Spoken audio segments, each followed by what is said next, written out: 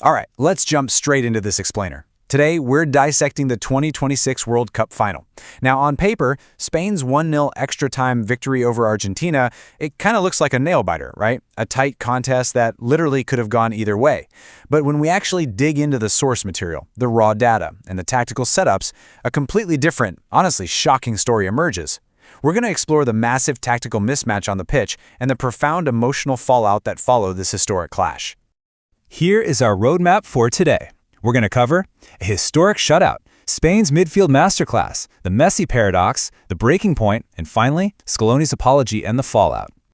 Section 1. A historic shutout. Remember how I said a 1-0 extra-time win looks tight on paper? Well, you got to hear this staggering number, 115. That is the minute of the match when Argentina finally registered their very first shot on goal. Yeah, you heard that right. The defending champions didn't take a single shot until the 115th minute in extra time. According to the data, that is actually a historic low since data tracking began all the way back in 1966. Wild, right? The gulf between these two sides gets even more obvious when you look at these gut-punching stats. Spain held a massive 65% possession compared to Argentina's 35%. Spain unleashed 20 shots while Argentina managed just 2, and both of those came in the dying moments and didn't even hit the target. And when we look at expected goals, XG, which measures the actual quality of scoring chances, not just the sheer volume of them, Spain generated 2.34 to Argentina's absolutely dismal 0.38. Luis de la Fuente's side completely, and I mean completely, suffocated Lionel Scaloni's defending champions, denied them even a sniff of the goal for nearly 2 solid hours. Section 2. Spain's midfield masterclass. So how exactly do you break down a stubborn defending champion? Well, the fundamental difference in this match was totally structural. Spain utilized this highly fluid 4-2-3-1 formation against Argentina's much more rigid 4-4-2. Now, Argentina really tried to press, with Julian Alvarez specifically tasked with marking Spain's golden ball winner, Rodri. But Spain's setup completely bypassed that whole strategy. Because Spain's holding midfielders and defenders were just so exceptionally comfortable on the ball, they could quickly switch play. How do you break a rigid 4-4-2? With absolute fluidity. They completely neutralize Argentina's attempts to choke up the center of the pitch. And here's where it gets really fascinating. Spain basically used positional rotations as a weapon to completely manipulate Argentina's defensive block. Fabian Ruiz would constantly push high from a deeper position, right? And that pulls defenders with him. Then, Alex Baena would rotate inside from the wing, which naturally allowed Marc Cucurella to push up and provide this overlapping width on the left side. This constant, synchronized movement created massive dilemmas for Argentina. It literally forced their center backs, like Lisandro Martinez and Christian Romero, to aggressively step out of their defensive line just to engage players like Dani Olmo, who are otherwise just receiving the ball totally free between the lines. And when those center backs stepped out, absolute disaster struck for Argentina. The tactical analysis highlights that this created these massive 13 to 18 meter gaps between Argentina's center backs and their fullbacks. I mean, imagine trying to defend a gap that wide at the highest level of the sport. It is a fatal flaw in defensive spacing. Lamine Yamal and Dani Olmo continuously recognized and attacked those wide-open half spaces. Argentina severely lacked compactness both vertically and horizontally, and Spain just relentlessly exploited it all game long. Section 3. The Messi paradox.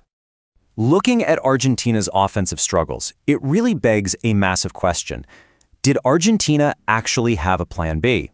The entire architecture of the Argentine system was built around getting the ball to a 39-year-old Lionel Messi. But in this specific match, Messi offered almost zero defensive contributions, so that left his team practically playing with 10 men out of possession. Offensively, because Spain's intense coordinated press completely cut off the passing lanes to him, Argentina became entirely predictable. They were essentially just waiting around for a moment of magic that Spain flat out refused to allow. And compounding this offensive isolation was a crucial tactical decision by manager Lionel Scaloni. He actually chose to drop midfielder Leandro Paredes to start winger Nico Gonzalez. The analysis shows this was a major mistake. By lacking that extra body in midfield, Argentina effectively surrendered the center of the pitch to guys like Rodri and later Pedri and Olmo. Because their midfield was totally outnumbered and choked out, Argentina was forced into this futile strategy of just launching inaccurate long balls out to the flanks. And as you'd expect, Spain's goalkeeper Unai Simón and his defensive line easily swept those right up. Section 4. The breaking point. Now watch this cascading series of disasters unfold. It completely drained Argentina's physical and disciplinary structure as the match dragged on into extra time. First off, they lost their two starting center backs, Lisandro Martinez and Christian Romero, to injury.